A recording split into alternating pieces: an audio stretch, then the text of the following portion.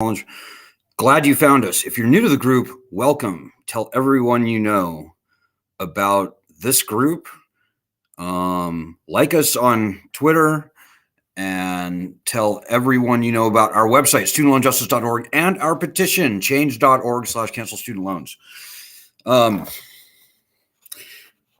opposition is attacking, ladies and gentlemen, like nothing we've ever seen before in the 17-year history of our organization, which is a good thing because it shows that we've hit a nerve. But it's quite remarkable, I must say. When we first started Student Loan Justice 17 long years ago, maybe one article would be written a month on the student loan issue. Today, probably, I'm guessing 15 articles are written a day about the student loan problem, and most of them are bad. Some of them are really bad, and all the bad ones are chock full of provable lies. And I'm going to go over some of those lies tonight and show you how to respond to them, because we will be buried in this informational war if people out there don't stand up for us and beat this nonsense down with the truth. And I'm not kidding you. It's the objective, provable truth that I'm going to tell you tonight on how to respond to all the hateful comments that we see, the hateful articles, the hateful op-eds, the hateful little blurbs on various media, most of the media actually. So, hey, if you're watching us on Facebook or on Twitter, and if you have a comment, throw it out. And if I can see it, I will gladly respond to it. Let me just see here. So things are going well. Past couple weeks, we've been featured on Fox News twice. News Nation, bunch of news stations in Buffalo. We did a good radio show yesterday in Denver. We've been doing a lot of media stuff, but we could be doing way more, by the way. We've been sharpening this sword for 17 years. We love going into the lion's den and answering all the tough questions. Maybe the most important thing I'll say to you tonight, and if you ever get flustered dealing with a hater on the internet, you can always just say this: the loans will not be paid. The loans will be canceled. So start there, because that's what's going to happen. And that is just a fact. It's pretty much a mathematical fact at this point. You know, before this pandemic, 64.3, nearly 2%, nearly 2/3 of all federal student loan borrowers were not making payments on their loans.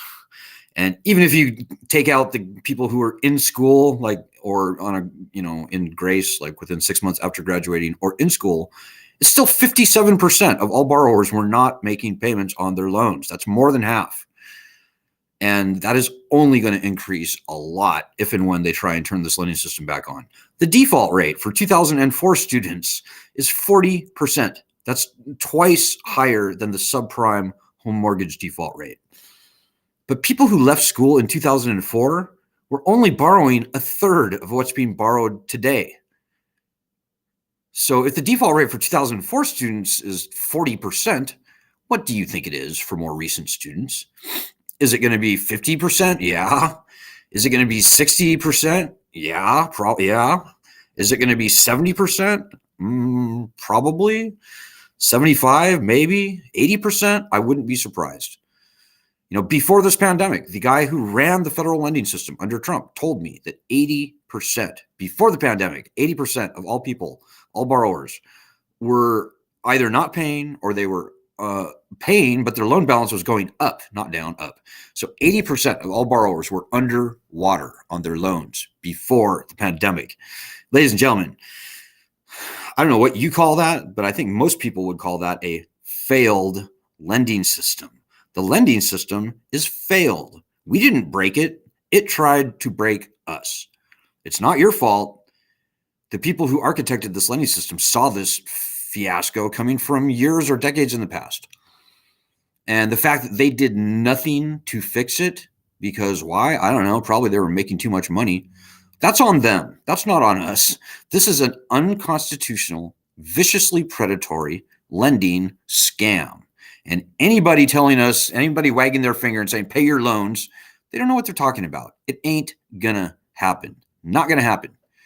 No matter what their opinion might be of that fact, and it is a fact, it ain't gonna happen. What would happen, for example, if we ripped $141 billion out of Texans, out of people of Texas? Most, by the way, who are conservative or independent, very important true fact that you can vet for yourself. And by the way, look at our studentloanjustice.medium.platform. All the facts that I'm putting out tonight, you can see an article that is very well sourced, usually back to the Department of Education, their reporting data, that confirms everything that I've said here tonight. So, yeah, we got this, guys. Don't even trip.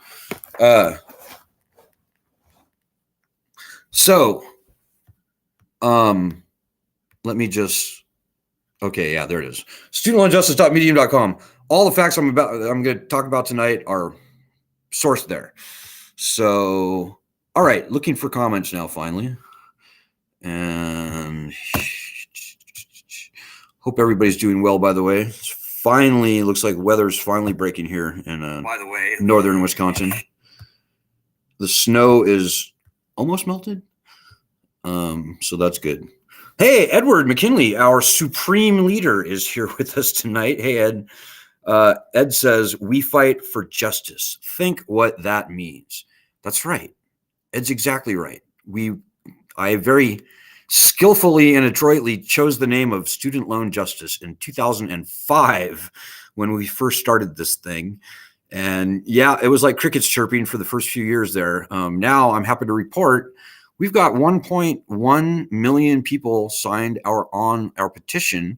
We've got a couple 100,000 people across our other platforms, including 20,000 people here on Facebook.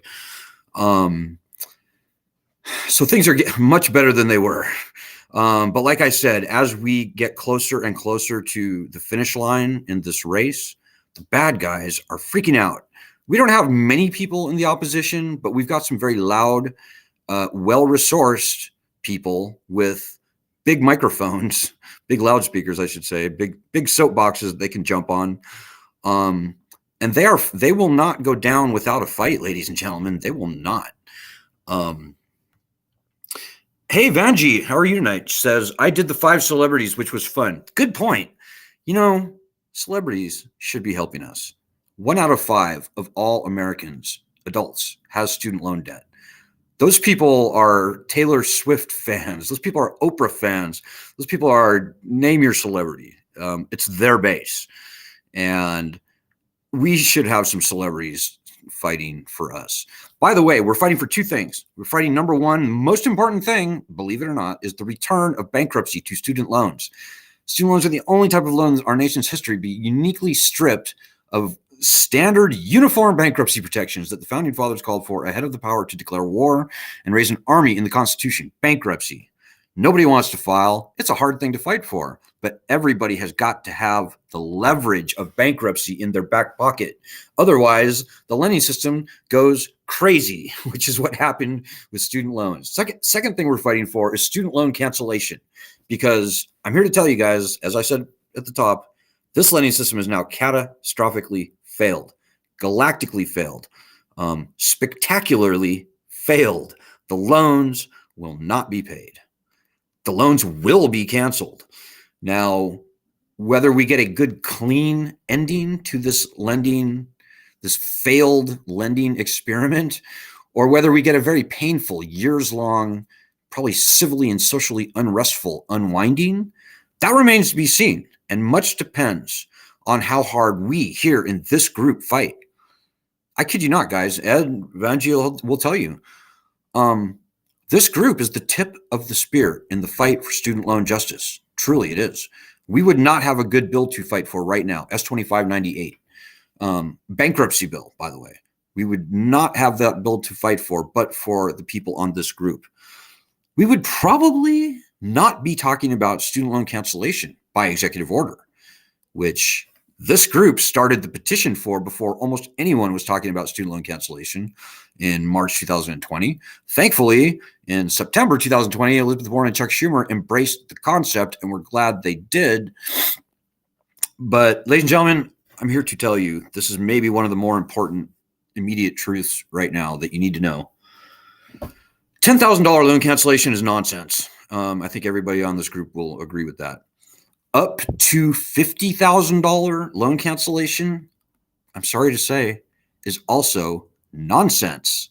There's a very good reason that Elizabeth Warren shoehorned that up to language into that bill. Up to could mean anything.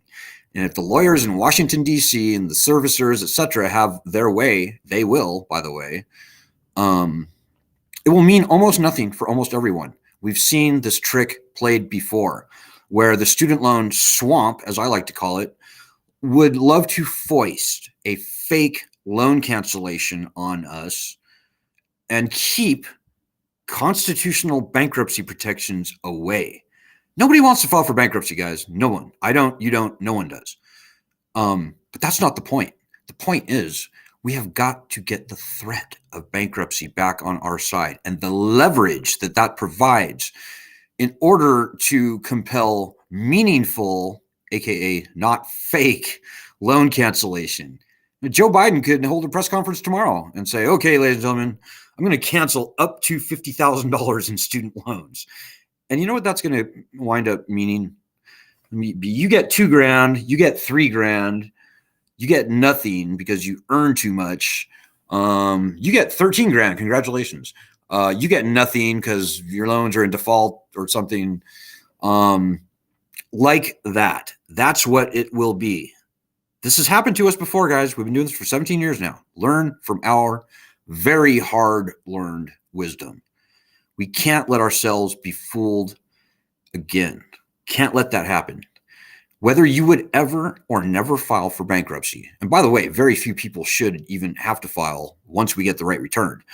But whatever your thoughts are as far as your own situation goes, it doesn't matter.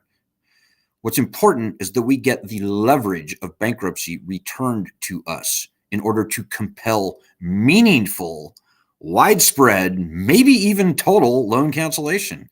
It is not going to happen unless and until we get the threat of bankruptcy back. So S2598 is uniquely and extremely important. The bill returns bankruptcy protections to federal student loans. There's a 10-year waiting period, which is not perfect, but it is what it is. But that is just critical. It's critical, guys. If S2598 doesn't pass, we're pretty much screwed again. And we're a nonpartisan group, guys. We pretty much hate both of the parties. We probably hate the Republicans a little worse because they're just evil. But the Democrats have been playing a trick on us along with the Republicans. It's kind of a uniparty thing. Like back in 2008, when the Democrats won the House and the Senate and the presidency, which is a very rare thing, which is where we are today. Again, by the way, 14 years later, or 15, 16, 17 years later, 2008, 14 years later, we had legislation that would have returned bankruptcy, at least to private student loans. And the Democrats couldn't even get that done. At the very last minute, the Blue Dog Democrats stood up and killed an amendment that would have returned bankruptcy protections to private student loans.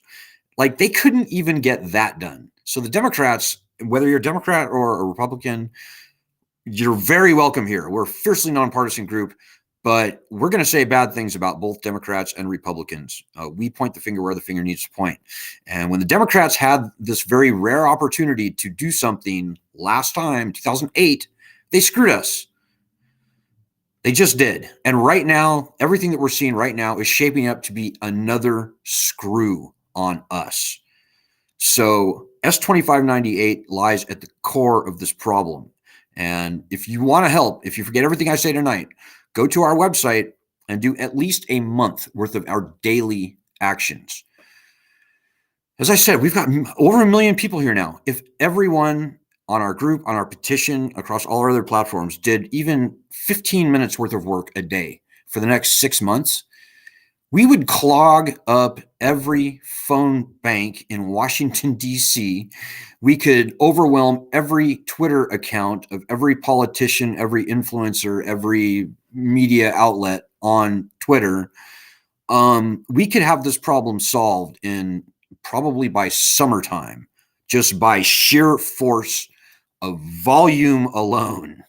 Like, we have a massive muscle to flex, but that only happens when everyone out there, including you, helps us. And that's the most important thing I'm going to say tonight. So, hey, we got some more comments here. Hey, Vanji says, I read an article today talking about the capping income means test at $50,000, $75,000 income tops. Right. Exactly, Vanji. There's going to be all kinds of nonsense, all kinds of hooks, little bureaucratic weasel words and criteria, means testing, who knows what else, that will come along with whatever loan cancellation gimmick Biden might roll out before the election, which he certainly will do. Come September 1st, hey, we're extending the loans. And oh, by the way, I'm going to cancel up to $50,000 of student loan debt. That's probably what we're going to hear from Biden. And the band will cheer and the champagne bottles will pop and the ticker tape will rain down and the parade and the band will play. And after the dust settles, after the election, that's going to mean almost nothing for almost everyone. After means testing, etc., they will bureaucratize it to death.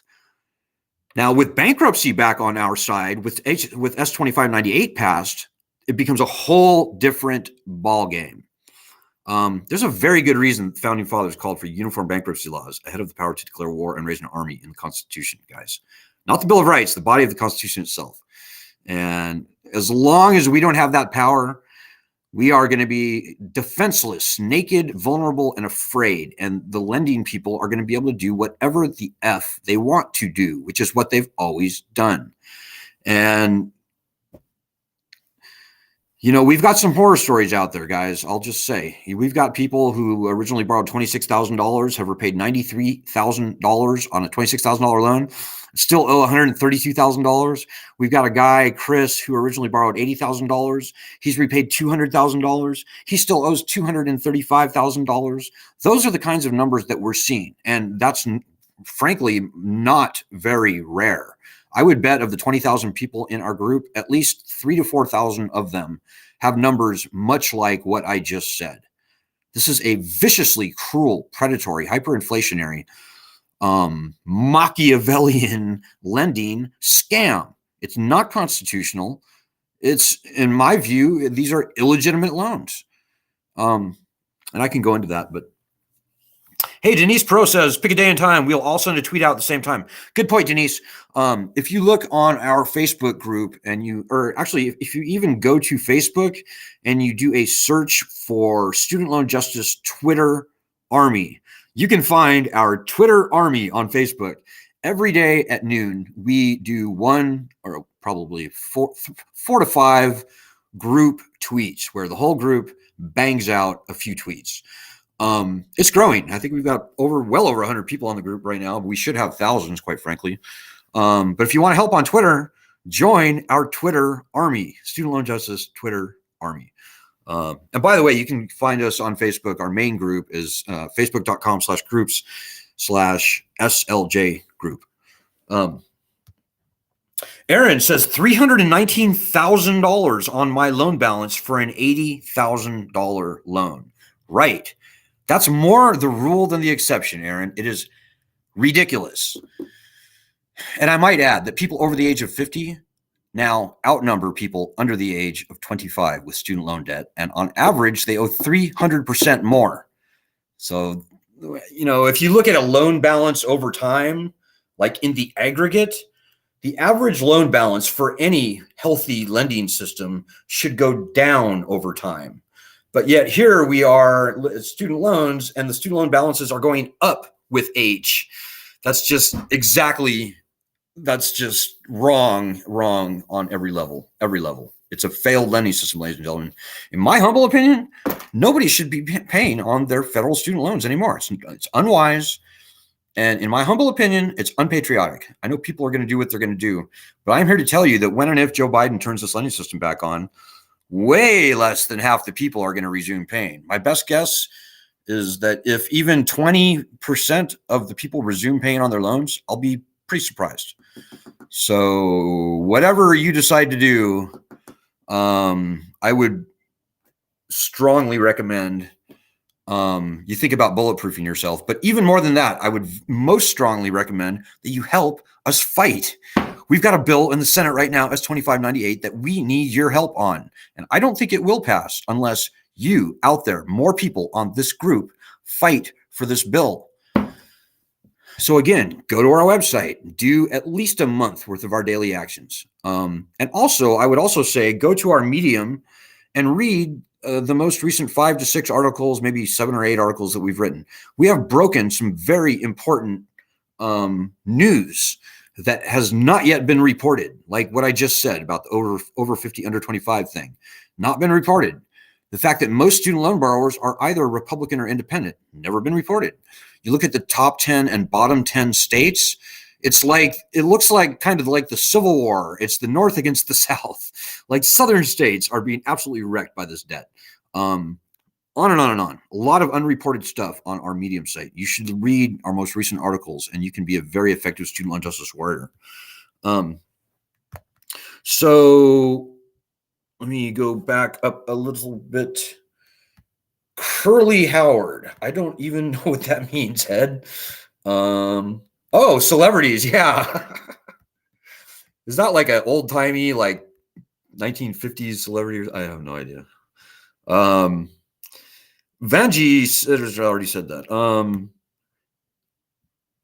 Oh yeah, Vanjie says those those income tops would screw a ton of people. That's another great point. Okay, now what I began talking about in this live stream, stuff that the haters say.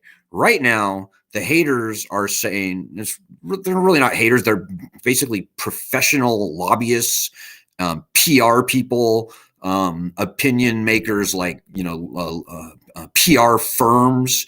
The argument that they are lodging against us right now is that canceling student loans will benefit the wealthy. And that is a complete and utter lie. And here's why. So people like Adam Mooney at he says he's from the Brookings Institute, but really he's a shark from the Treasury Department. They say, oh no, we can't cancel student loans because 30% of that debt is owed by people who earn over $100,000 a year. And at first glance, you might think, well, yeah, I mean, somebody earning over $100,000, they should be able to pay all their student loans. 2 responses here. Number one, let's look at PPP loans. 75% of PPP loans went to people in the top 20% income bracket, which is over $100,000 a year.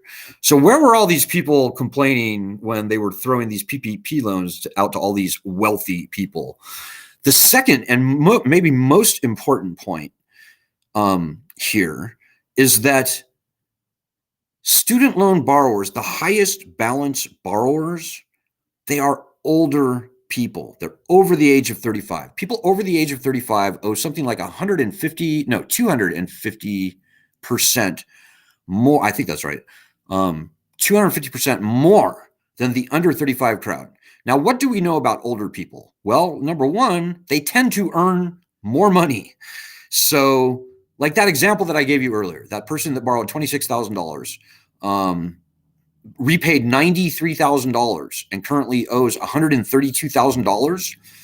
Well, she just barely has eked into the $100,000 club. Like after decades and decades, she finally makes over $100,000 a year. She needs to save for retirement. She's got a lot of other things that she has to pay for at this point. All the sacrifices that she's made during the whole entire course of her adult life. So she is one of the wealthy people for whom student loan cancellation should not happen. Give me a break. That's ridiculous. And by the way, the $100,000 and over earnings club of the younger borrowers, like the doctors and the lawyers and everybody that all the bad people like to point to, those people tend to refinance their federal student loans into the private market. They go to SoFi or some of these other private lenders. And that's how that goes down. So it is completely, whether you compare it to PPP loans, whether you look at who the highest earning / highest balance borrowers are, or even if you look at that very same statistic, right? The highest 20% income borrowers owe 30% of the debt, okay? By that very same metric, that means that the bottom 80% of earners own 70% of student loan debt. So canceling student loans overwhelmingly benefits the unwealthy, the bottom earners. So it's complete nonsense. And by the way, we wrote an article that says all that stuff. And I made a bit.ly, a very easy to remember link. So as you're doing battle, and I hope you are, because these are your loans and this is your battle, and the bad guys and their idiot followers who just repeat everything they say, they will overwhelm us unless we stick up and fight. So if you can remember this and you see people telling that lie, you can very quickly shut them up by simply remembering and typing this link. It's bit.ly, right? Everybody knows bit.ly. Bit.ly, bit.ly/won't help rich. That's right. Yeah, that's right. So bit.ly/won't help rich. Right? It won't help the rich people. Won't help rich. Remember that. Won't help rich. Lowercase, no apostrophe, obviously. And you can shove that article right in their faces, and that hopefully would shut them up. Also, just in general, if you're coming across any conservatives, just in general, people are like, oh, socialist this, and my tax dollars that. I'm a Republican this, I'm a Republican that. Another very handy thing to remember is another bit.ly link for you, and I hope you can remember these. bit.ly/4 repubs, because most of the people that hate on us, they're almost always Republican. I'm very sorry to say that, because 20% of all student loan borrowers more than half of all student loan borrowers are either Republican or independent. But among our haters, they probably run 80% or so R versus D. I don't know why. It just is what it is. bit.ly/4 repubs. Remember that. I'm going to make a few other handy, easy to remember bit.lys as well, because it is handy. Another very awesome bit.ly that we have is anytime you see a hater wagging their finger, tell them to hear it from Tucker Carlson, and throw this bit.ly in their face. bit.ly/Tucker SL, capital T, Tucker SL. Remember that. Do that. It will help. And I'm not even going to tell you. Just go to that link if you want to see what it is. Well, okay, I'll tell you. What it is the Trump-appointed Republican Wayne Johnson, who ran the federal lending program, talking to Tucker Carlson, and both of them agreeing that this is a nonpartisan problem. And Wayne Johnson is talking about the fact that bankruptcy's gone from the loans. And Wayne Johnson, who ran the federal lending program under Trump, is the first guy to start calling for a $50,000 loan cancellation, believe it or not. A few people know that was not Elizabeth Warren's original idea. It was his. It still sucks. It's still a joke, but I think that's still very interesting. So remember, bit.ly/Tucker SL, capital T. So those three bit.lys, let me say them one more time. Won't help rich, all lowercase. 4 repubs, which is number 4 repubs, and Tucker SL, capital T. Tucker SL, capital T. Just remember those 3 things. And I'm going to come up with some other ones too. So, Yes, Twitter storm. Exactly, Denise. Couldn't agree with you more. And by the way, like us on Twitter. Check out our Twitter. We are very active on Twitter. I hate Twitter.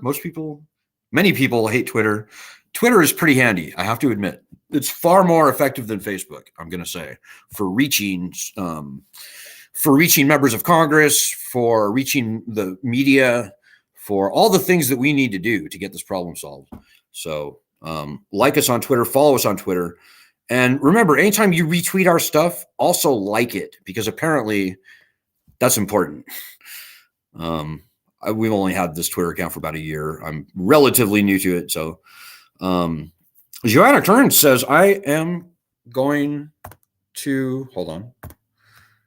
Kern says, I am going to contact more media when this is over. Well, good, Joanna. You know, anybody can call their local newspaper. Anybody can write a letter to the editor.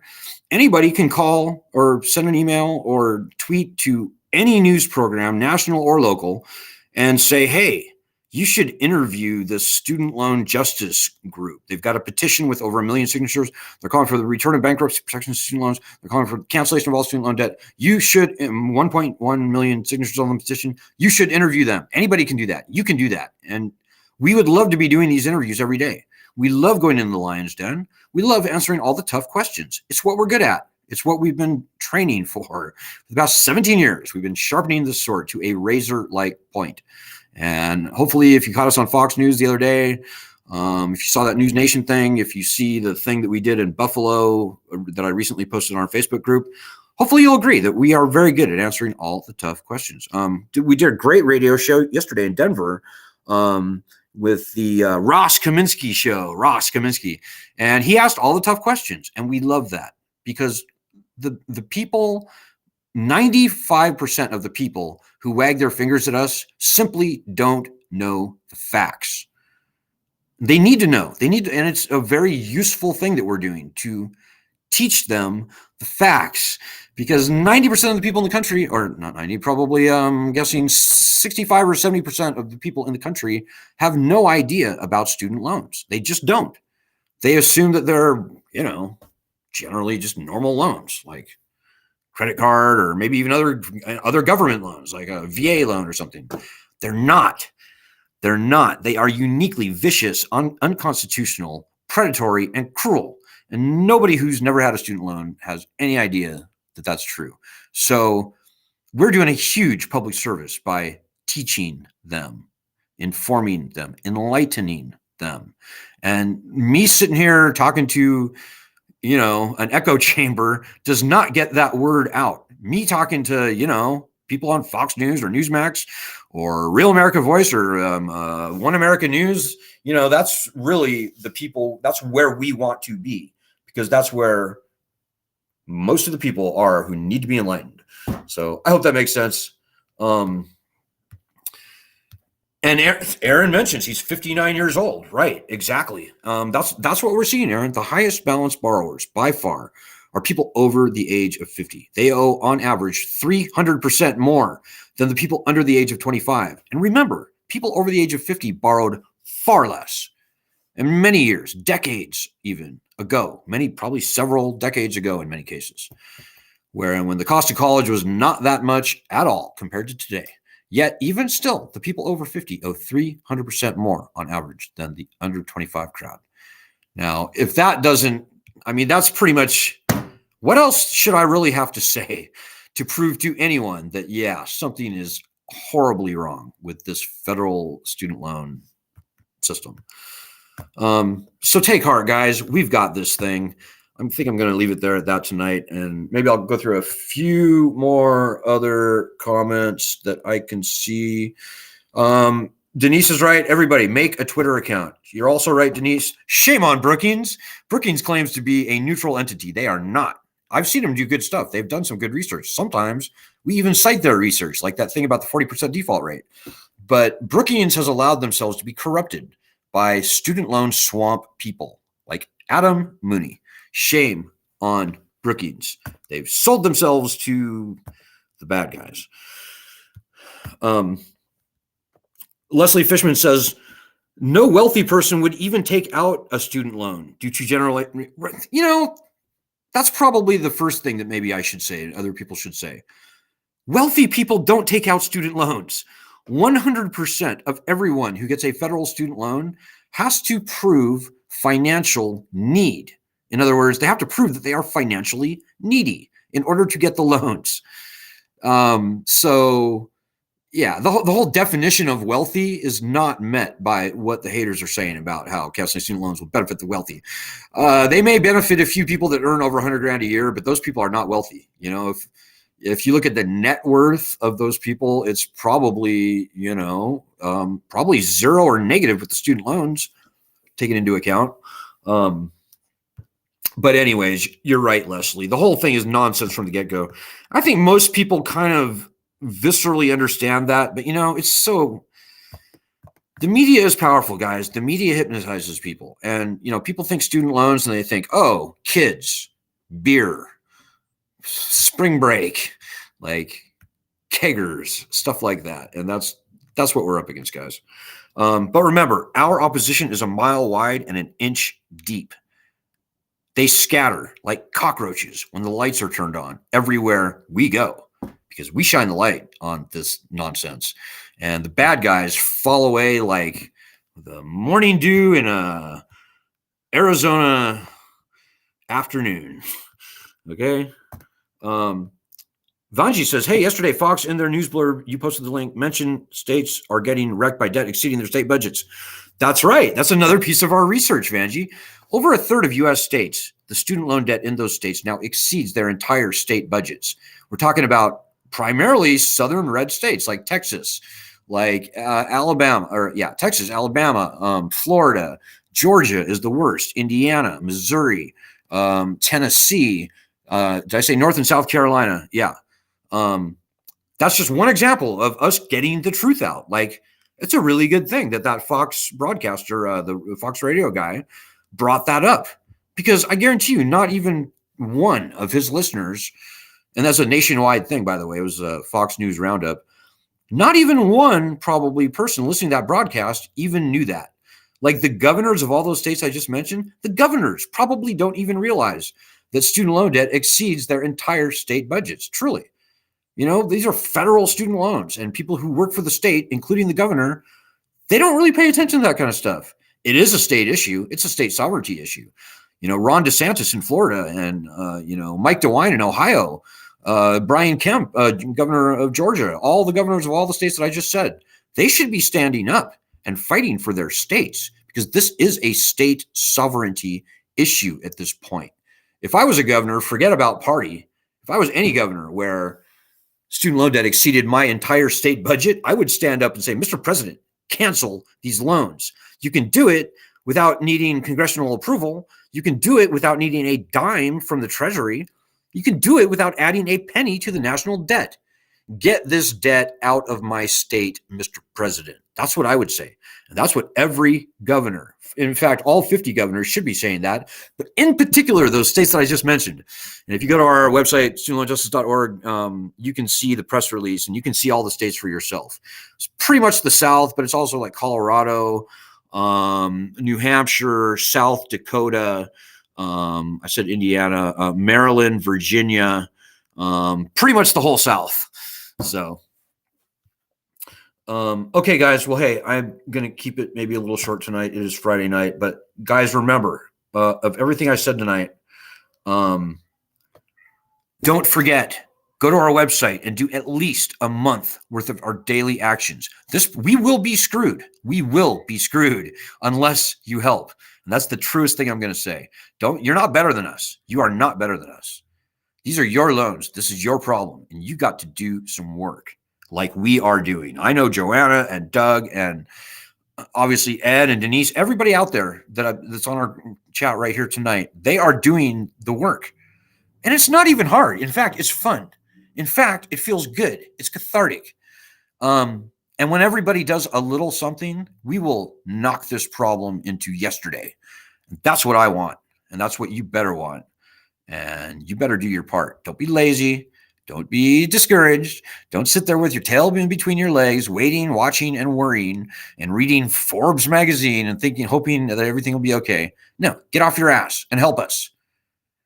And if you don't, shame on you. If you don't, you can pretty much get off of our group. We don't need you here. We need people. This is a working group. This is a working, fighting group. And if you didn't come here to fight, if you didn't come here to do a little bit of effort, then you may as well go, because we don't want you here. And as Doug Grossefins just said, it will make you feel good. I sleep like a baby at night. I'm thrilled. I feel actually privileged to be fighting this historic battle.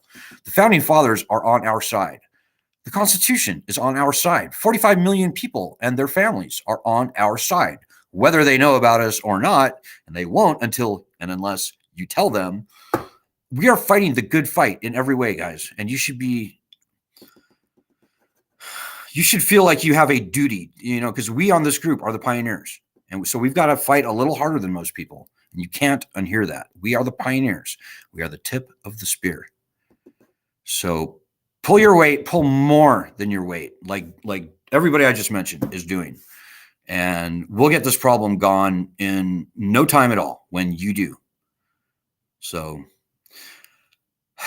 I'm looking forward to seeing what next week brings. We did a ton of effort. I hope, I'm pretty sure we did.